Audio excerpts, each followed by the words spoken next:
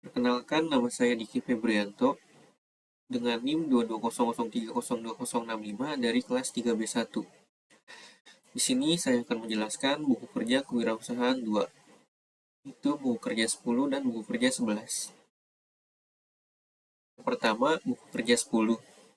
Unit usahanya yaitu usaha kuliner UMKM, produk atau jasanya Cobain Coffee.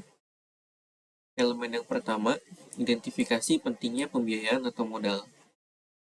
Alasan usaha baru perlu modal dapat mencakupi penanaman modal.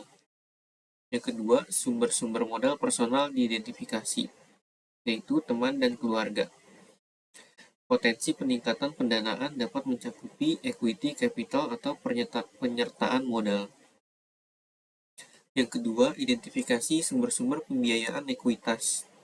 Bisnis angel mempunyai karakteristik mereka berinvestasi sesuai dengan kelayakan proyek, dengan harapan keuntungan di masa depan. Jenis venture capital dapat mencakupi berdasarkan cara pemberian bantuan, single tier approach atau two tier approach.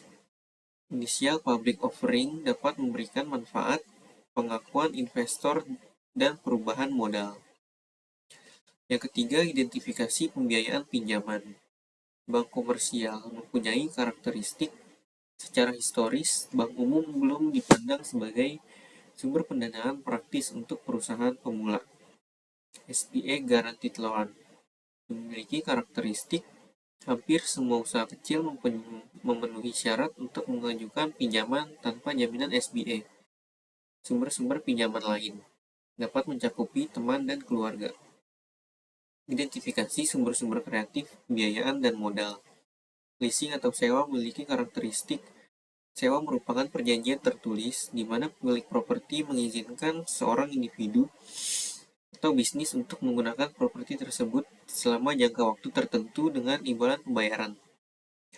SBIR yaitu Small Business Innovation Research, and STTR yaitu Small Business Technology Transfer.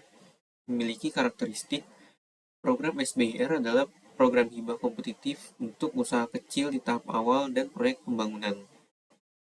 Yang kedua yaitu buku KWU 11. Unit usahanya bisnis kuliner UMKM, produk atau jasanya Cobain Coffee. Langkah-langkah yang pertama yaitu identifikasi peluang pemasaran. Informasi tentang kebutuhan pasar dapat mencakupi kinerja pesaing, kebutuhan pelanggan, tren dan perkembangan pasar, dan profitabilitas dan angka penjualan. Jenis pemasarannya dapat mencakupi pemasaran ide dan pemasaran sektor publik. Potensi pasar baru dapat mencakupi e-commerce. Kontribusi pada bisnis dapat mencakupi berpengaruh pada volume penjualan dan pertumbuhan. Pendekatan kewirausahaan inovatif dan ide-ide kreatif dapat mencakupi functional approach atau penjualan, pembelian, pengangkutan, penyimpanan, pembelanjaan, penangguhan risiko, standarisasi, pengumpulan informasi pasar. Langkah yang kedua yaitu investigasi peluang pemasaran. Peluang pemasaran dapat mencakupi pengembangan pasar atau menjual kepada pelanggan baru, bisa menjadi pelanggan baru di luar negeri atau pelanggan baru di segmen baru.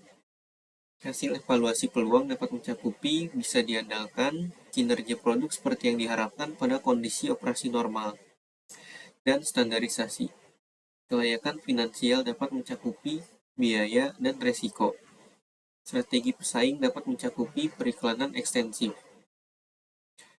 Ranking peluang pemasaran dapat mencakupi quick win topics. Yang ketiga yaitu evaluasi perubahan yang diperlukan untuk operasi bisnis saat ini. Perubahan yang diperlukan dapat mencakupi manajemen, proses kreatif end-to-end. Perubahan organisasi dapat mencakupi struktur organisasi berorientasi pasar atau wilayah.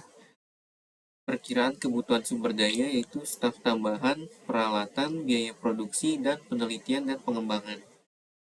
Komunikasi kelayakan yaitu staf sumber daya manusia.